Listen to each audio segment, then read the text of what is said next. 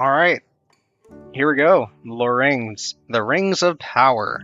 Only one season came out, so I'll start off by saying I like this show. I don't love it, but I liked it. So, 83% critics like it, and 38% of audience members like it. That's a low audience score. I'll talk more about that later. So, critic consensus for this show: it may not yet be the one show to rule them all, but The Rings of Power enchants with its opulent presentation and deeply felt rendering of Middle Earth.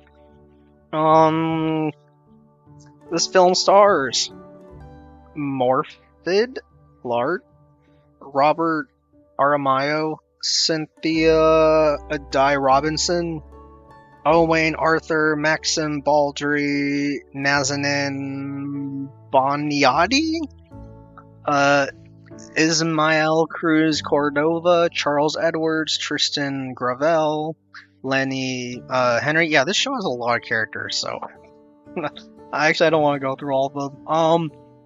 Anyway, so this is created by Patrick McKay and J.D. Payne. Okay, so yeah, this show is a prequel to the Lord of the Rings movies. So I've read the Lord. When it comes to my experience with Lord of the Rings, I've read the Lord of the Rings books, the Fellowship, Two Towers, and War for the Ring or Return of the King. I've seen that trilogy. I've seen the Hobbit trilogy. I have not read the Hobbit book.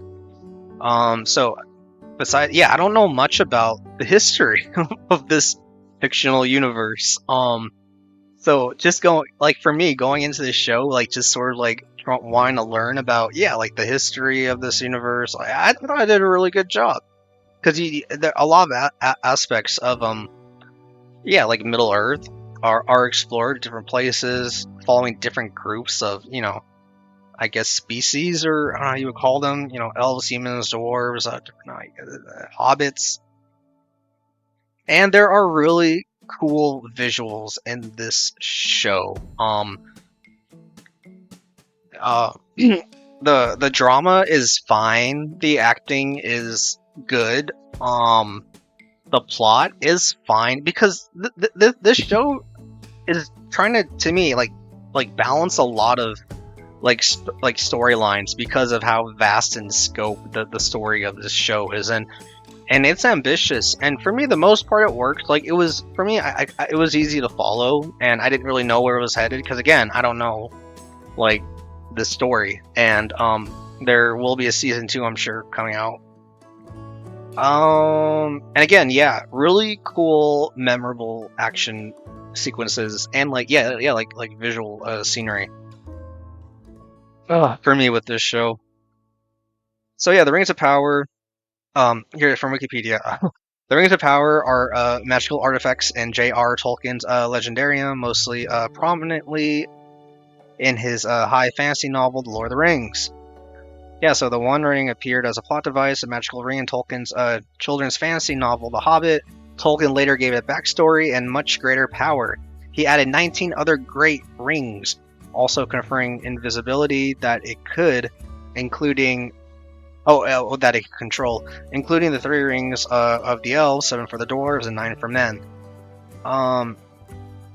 He later stated there are many other lesser rings with minor powers. The key story element in the Lord of the Rings is the addictive power of the One Ring, made secretly by Sauron. Okay, so I'm just like, I don't want to talk like a nerd. Yeah, so the Rings of Power does talk about like the creation of the rings that Sauron, who's the antagonist and the main antagonist in the Lord of the Rings films, the rings he gave to different like other groups in Middle Earth, for as a way to sort of control them, manipulate them, for his own selfish interests. So yeah, of course there are there are rings in this show, but I'm not really gonna spoil like how they come about. So I don't really know who to recommend this to, because I feel like if someone's not really a fan of the Lord of the Rings or knows anything about it, this show is probably very not engaging. But like if you're a fan of the Lord of the Rings, I think you'll like it.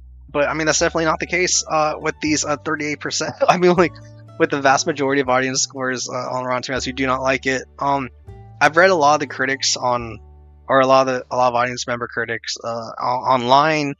in various places, like sort of picking the show apart and whatnot. And like to me, like this is like, I mean, yeah, it's just as crazy because like I wouldn't really take those two personally. Like if it was for me, I would say just like watch, like if anything, that does sound interesting in terms of like you're into fantasy shows and like you're into Lord of the Rings to some regard, and you like stuff like wizards, elves, and you like action and like drama and like knights in shining armor and all that stuff, like and like growing mysteries, consistent throughout the show.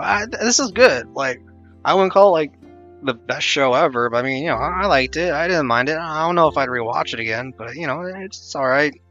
And it's like it's a fantasy thing, like this is an adaptation. I mean, like there are lots of ways to I don't know, like pick apart any like film or show, especially if it's a fantasy, especially if it's got source material. I mean, most adapted stuff anyway today like, venture very far from like even the Lord of the Rings movies aren't word to word like the books. So anyway, I'm just kind of I feel the need to defend this show to some regard, to some degree, just because like it's got a lot of hate, with a lot of people who just, I don't know, like find like kind of every reason why this is a bad show. But I personally like it anyway. So that's all on that, and that's kind of basically it. I also heard, and I think it's true. Yeah, this show is the most expensive show ever produced. I mean, I guess you could tell like when it comes to like a lot of the CGI and effects, and like there are battle scenes and like a lot of the sets in the show. Yeah, so I'm gonna stray away from like Middle Earth trivia because I'm just here to talk about the show and like whether it's like a good fit for. Okay, so that's it. This is a 8 episode show, and each episode is roughly let's see, like more than an hour, like 68 minutes average each one. Okay, so I was reading from the wrong Wikipedia page. My bad. That's for the Rings of Power. I want the Lord of the Rings of Power. Yeah. So anyway, based on the novel The Lord of the Rings and its dependencies by J.R. Tolkien, the series is set thousands of years before Tolkien's The Hobbit and The Lord of the Rings, and depicts the major events of Middle Earth's Second Age. It's produced by Amazon Studios in association with New Line Cinema and consultation with the Tolkien estate. Okay, and like, yeah, that's it. Okay, it won some awards. Didn't really know that. For the Visual Effects Society. Okay, yeah, it won for specific episodes like Udun, Adar. Yeah, those two.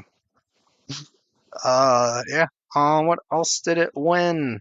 It won at the International Film Music Critics Association Awards. Okay, the soundtrack for the show won a Score of the Year. The composer won Composer of the Year. And it also won an award for the Best Original Score for Television. Yeah, the score is pretty good. It's got vibes of like, Lord of the Rings, like Howard Shore's score for Lord of the Rings films. Yeah. Like, I think it's a pretty cool modern fantasy. I mean, and again, like this is like fictional, like a very fictional world. It's like, and it was probably made because of the fan base for like the Lord of the Rings books and films. So I guess like if anything, like I wouldn't really take this show like seriously. Like, get too angry about it if you don't like it. But like anyway, if anything what I said sounds interesting, just rambling on so much about it. If anything I said sounds interesting, check it out. Okay, I'm done. Take it easy. Peace.